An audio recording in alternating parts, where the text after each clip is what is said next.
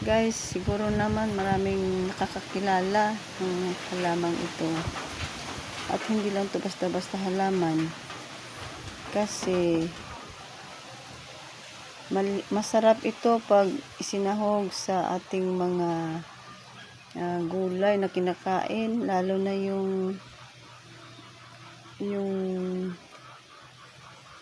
yung langka sa Bisaya. Ayan, jackfruit yata sa English, jackfruit. Yan, lalo na pag ginataan, masarap ilagay ito, mabango guys. Tapos sa mga kahit ano gusto mong gulay na lulutuin, maganda ito. Tsaka pang ano rin ito guys, kapag may ubo tayo, pwede na natin kumuha tayo ng dahon, ilang dahon ito, tapos ating i-steam natin, tsaka ating pigain sa kutsara, tapos iinumin. Pang ano ito guys, gamot sa ubo, hindi lang sa matatanda, pati na sa mga bata.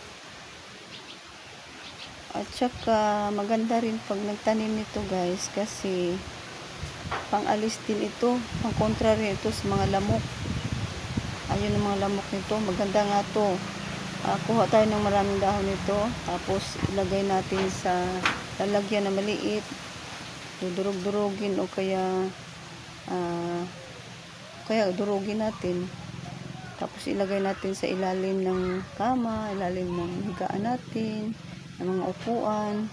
Maganda ito pang alis ng lamok, pangontra sa lamok. Maganda nga magtanim tayo nito. Punuin natin yung ating yung ating paligid ng ating bahay. Maganda magtanim doon, kasi ayaw ng lamok dito.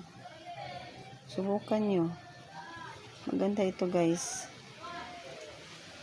Maraming benefits ang na to. Sa amin tawag nito kalabo. Ewan ko sa Tagalog ano tawag nito, oregano yata. Ito ba yung oregano? Yan, maganda ito guys, magtanim kayo nito. Yung dahon niya parang meron siyang sa Bisaya balhibo. Ayun, ganun guys.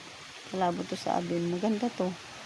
Subukan nyo magtanim nito sa mga hindi pa masyadong nakakakilala. Ayan, thank you guys. Thank you sa panonood. Thank you for watching. Maraming salamat.